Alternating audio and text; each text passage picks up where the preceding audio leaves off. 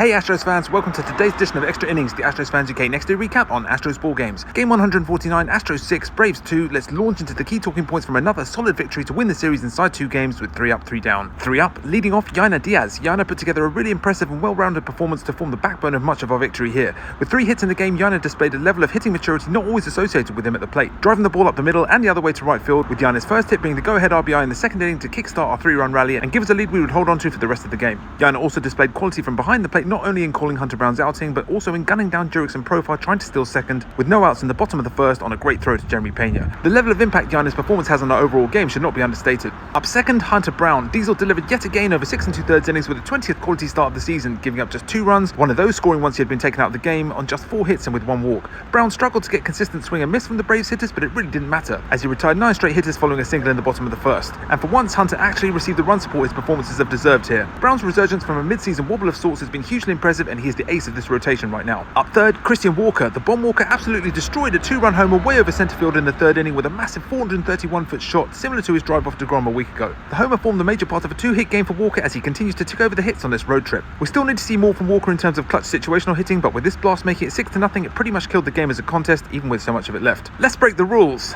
Up fourth, Jeremy Peña. JP3 was responsible for arguably the key hit of the game with a 2 RBI drive to left in the second that put us up 3-0. It's great to see our bats deliver in risk situations like this, and if Peña can heat up, that will be huge for us. Up fifth, Jake Myers. Jake continues to show just how useful he is to the Astros in 2025 with another productive display, picking up 2 hits and also drawing a walk on 7 pitches. Myers has clearly worked very hard at improving his plate discipline this year, and he deserves all the plaudits he's been getting.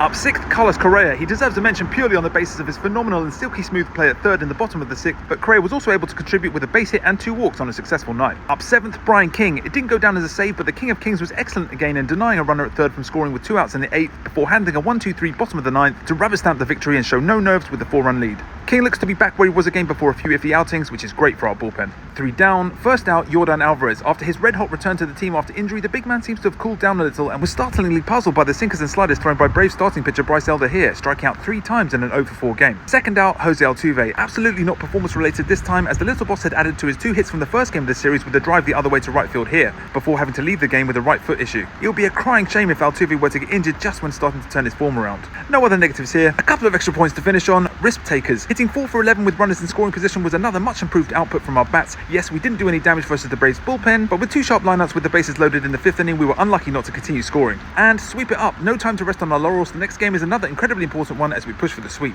With the win, we improved to 81-68 and remain in a tie with the Seattle Mariners at the top of the AL West. That's it for today's Extra Innings. The next day recap. Let me know your takes on the win in the comments. Make sure you're following at AstrosFansUK on all platforms, and I'll catch you tomorrow for the next edition of Extra Innings. Go Astros!